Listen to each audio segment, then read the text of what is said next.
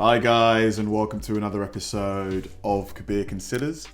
In this video, I'm going to react to the insane true story of Cocaine Bear.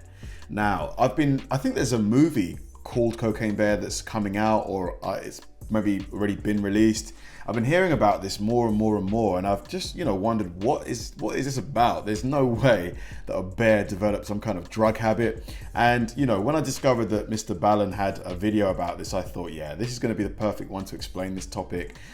I just genuinely have no clue. Maybe, some cartel or illegal organization was trying to smuggle in, the cocaine into a country, and maybe a bear came across it, sampled it.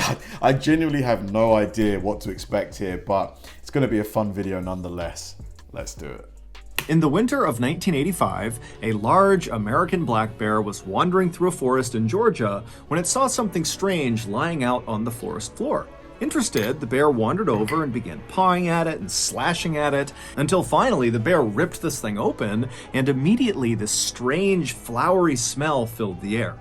Less than 10 minutes later, that bear would experience something that literally no other living thing on Earth has ever experienced. And that is just the beginning of one of the strangest stories that's about to take the world by storm, because a major motion picture has been made about this bear that's going to be released in February of 2023. But so it came out last month. I'm going to try and see this movie. Before we get into this totally bizarre story, if you're a fan of the strange, dark, and mysterious delivered in story format, then you've come to the right place, because that's all we do, and we upload once a week. So, if that's of interest to you, please offer to make the like button a ham and cheese sandwich, but don't unwrap the cheese slices. Also, please subscribe to our channel and turn on all notifications so you don't miss any of our weekly uploads. Okay, let's get into today's story.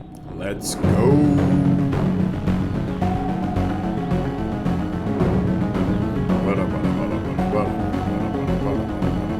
The bear, the plane, and the duffel. In early December of 1985, in the Chattahoochee National Forest in northern Georgia, a hunter was very carefully making his way through the trees trying to track a deer. Now, this hunter had been tracking this deer for over a mile, but it had been a while since he had seen any signs of it being anywhere nearby.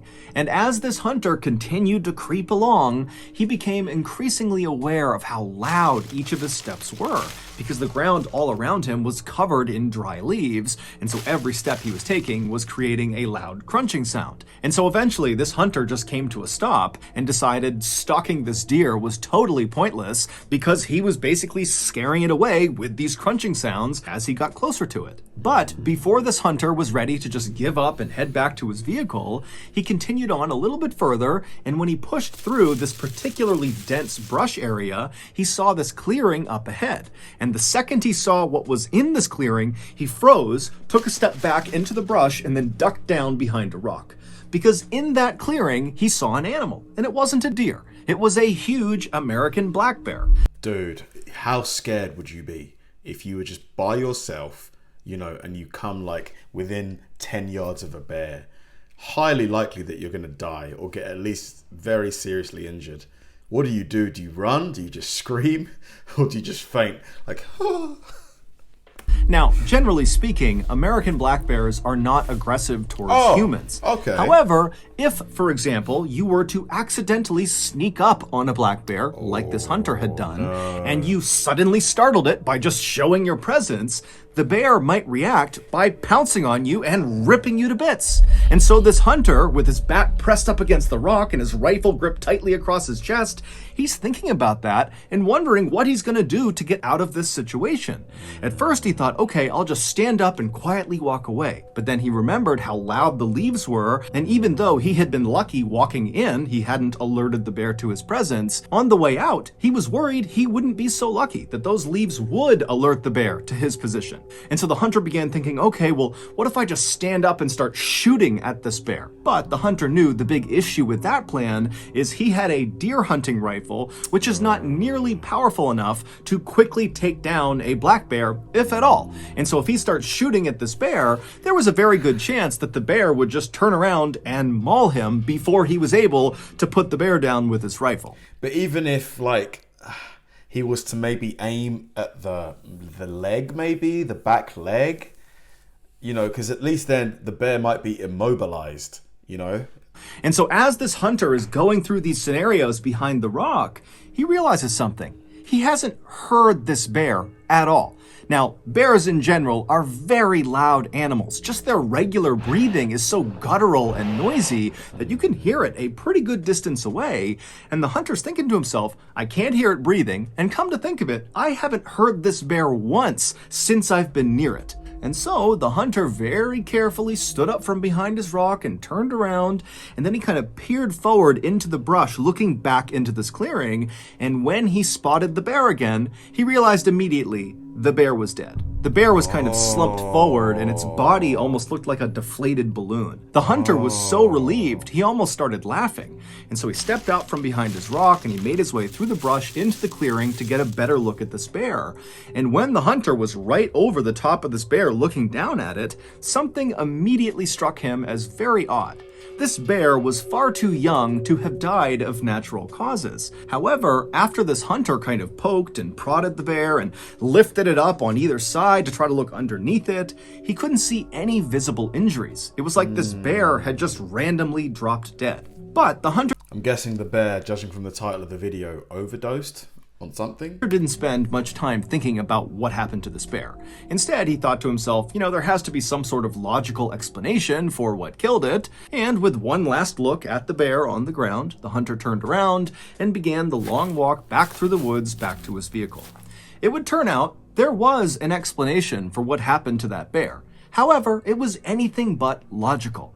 But to get to that non-logical explanation, we first have to go back in time. Around 11:30 p.m. on September 10th, 1985, so 3 months before the hunter discovered this dead bear, two pilots were flying their little 6-seater Cessna airplane over northern Georgia, making their way north towards Tennessee. And as these pilots flew along very casually, they suddenly intercepted over their radio a voice message that they definitely were not supposed to hear. It sounded like other pilots communicating with each other, and what they were talking about was how they were now going to follow this little Cessna airplane that they could see that was currently flying over northern Georgia.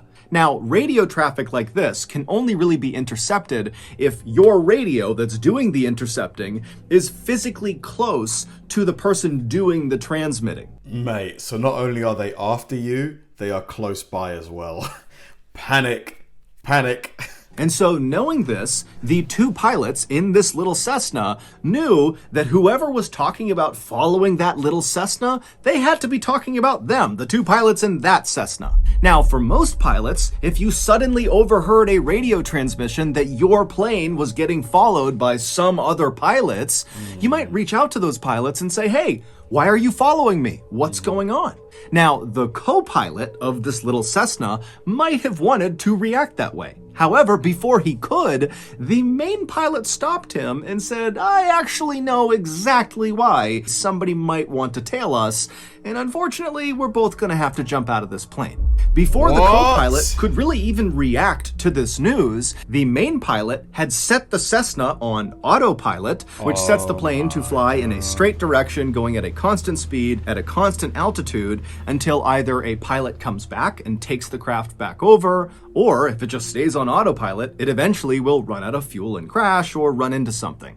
And so after the main pilot had done that, he turned to the co-pilot and gestured for him to come with him into the main cabin of the aircraft, basically the main body of the craft where all their luggage was.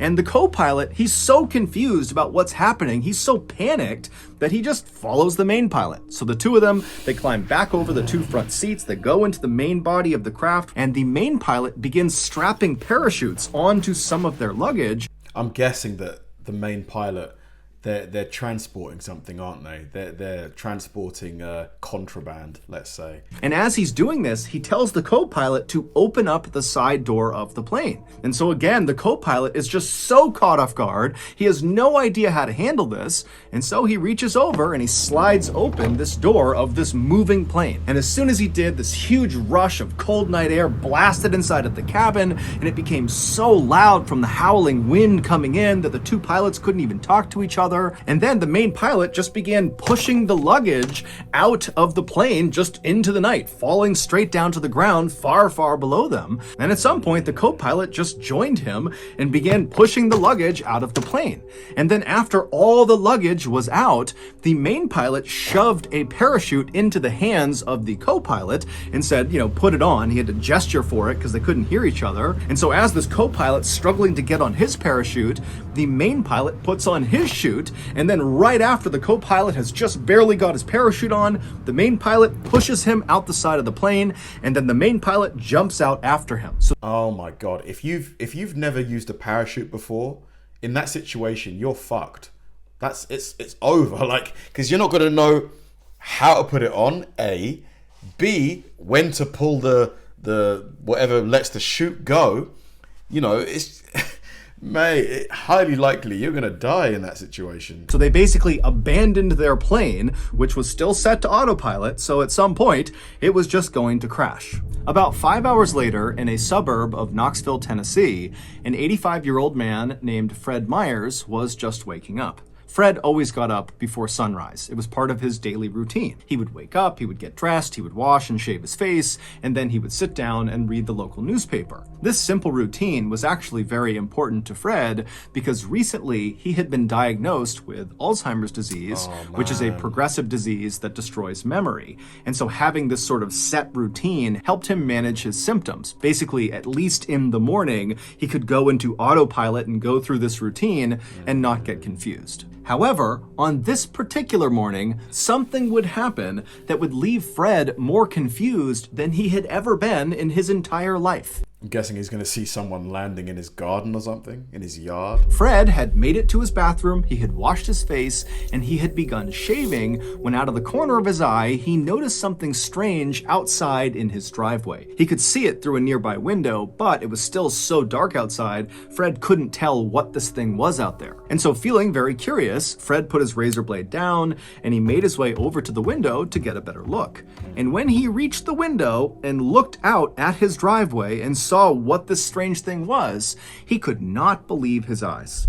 There was this huge parachute out on his driveway, and on the parachute was the main pilot of the Cessna. After the main pilot had pushed the co-pilot out and leapt out himself, when he pulled his ripcord, his chute either didn't deploy or when it deployed, it didn't inflate fully, and so poor Fred, he's probably looking at like a dead body right now, isn't he? Oh, he was forced to go to his reserve chute, but it didn't inflate fast enough to stop him from crashing into the ground. And so the main pilot slammed into the ground, basically at terminal velocity, and so he sustained catastrophic internal injuries, and he died within a couple of minutes of hitting the ground.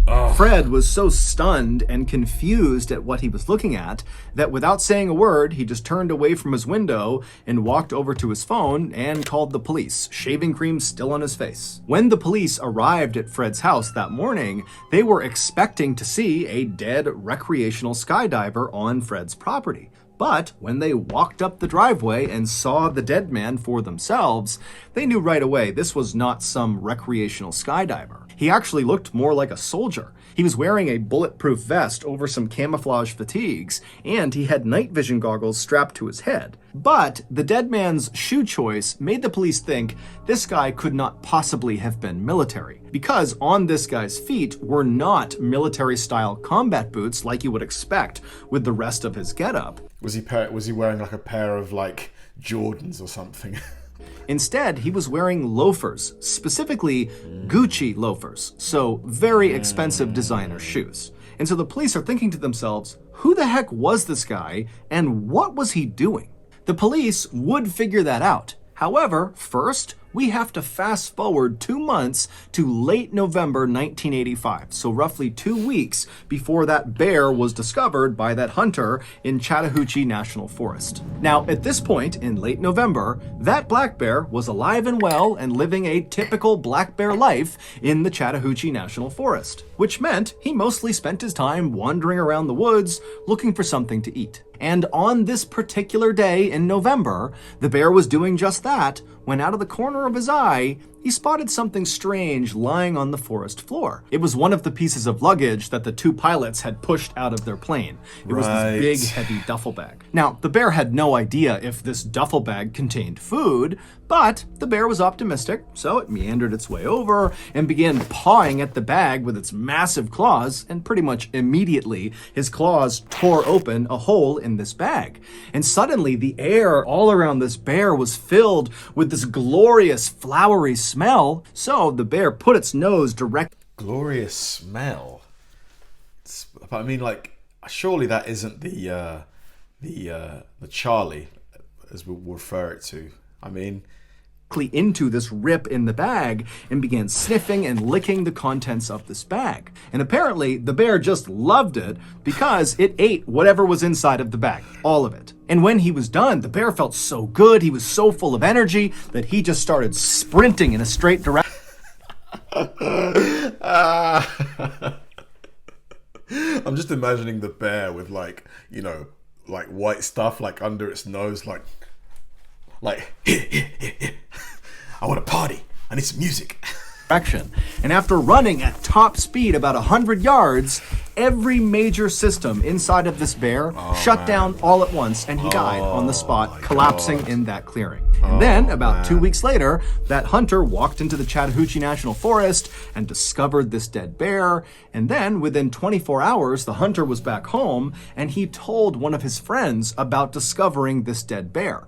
And when he told his friend about seeing this bear, he also kind of casually mentioned that he had seen a duffel bag in the forest not far from this dead bear. Now, to understand what this friend did next, you need some context. By this point in time, the police had actually figured out a lot about that dead man on Fred Myers' driveway, the main pilot of the Cessna. Guessing the guy was maybe a mercenary, or maybe he was just like a member of like a cartel or something like that. They knew he was a 40-year-old man named Andrew Thornton, who had served in the U.S. Army as a paratrooper, but after getting out of the service, he had kind of gone astray in his life and become a big-time smuggler of illegal goods. The police had also figured out by this point that Andrew, along with a co-pilot, had been the people flying that Cessna that eventually was found crashed into a mountainside in North Carolina. The co-pilot had survived the jump out of the Cessna, and so the police tracked him down, and they very quickly realized this co-pilot was really just a victim of Andrew. Andrew had told this guy they were just going to fly to the Bahamas for a vacation. And so when that plan completely evaporated, and suddenly Andrew is barking orders at this guy to open up the plane and push the luggage out and jump out, the co-pilot said he just totally panicked and just started doing whatever Andrew wanted. And so this guy was just totally terrified. I mean, was that guy really an innocent party to this? I mean, of course he's going to say, oh, I didn't know there was anything on the plane. You know, I'm innocent. That's what you would say, wouldn't you? But maybe he was. And really all he could offer police was just to confirm that, yup, Andrew was the main pilot, and yes, we really did push his luggage out of the side of the plane over some forest in northern Georgia. The police believed the co-pilot and did not charge him with any crime. The police would go and search all over northern Georgia, and they would find the majority of the missing bags. However, they knew they were still missing some, and they knew they really needed to recover them. And so, around the time that this hunter is telling his friend about this bear encounter and this duffel bag, the police were constantly having news outlets tell people in northern Georgia that if you see one of these duffel bags attached to a big parachute or something, please come forward and tell us. We are looking for these. And so the hunter's friend thought, you know what, that duffel bag he mentioned out in Chattahoochee National Forest, which is in northern Georgia, might be one of those bags. And so the friend called authorities. Authorities were thrilled to get this tip, and so they charged out to the Chattahoochee National Forest, and they made their way out to where this dead bear was, and then sure enough, about 100 yards away from this bear was this bag, and it was one of the bags they were missing. Except the bag was empty, because, as we already know, that black bear had eaten everything inside of this bag. But I mean, there must be some residual stuff, you know, in the bag, or at least, you know, around the bag. Like, I doubt that the bear devoured every single gram of the Charlie. And as you might have guessed, that bag, along with every other bag that had been cast out of the Cessna that night, was full of cocaine. Because Andrew was a drug smuggler. And on the night he and his co-pilot leapt from the Cessna, he was trying to smuggle 900 pounds of cocaine.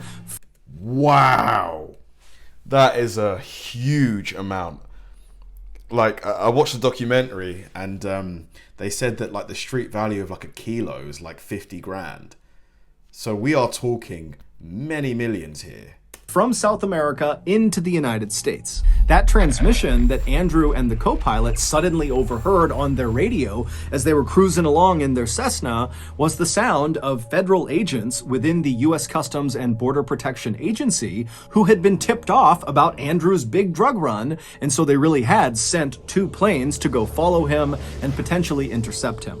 Let's do the maths really quick. So 408 kilos, let's say 50 grand a kilo. So for 100 kilos, it's 5 million.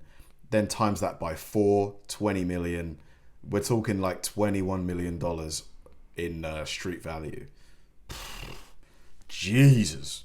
And so the authorities standing in the Chattahoochee National Forest looking down at this empty duffel bag had no idea where the cocaine went that was supposed to be inside of it. But on a hunch, they decided to bring the body of the dead black bear back with them and perform an autopsy on it. And sure enough, during this autopsy, the medical examiner would open up the bear's stomach, and the examiner would say the stomach was, quote, packed to the brim with cocaine, thus ending the mystery of how this bear died. It died from a massive, massive cocaine overdose. But the bear story did not end there.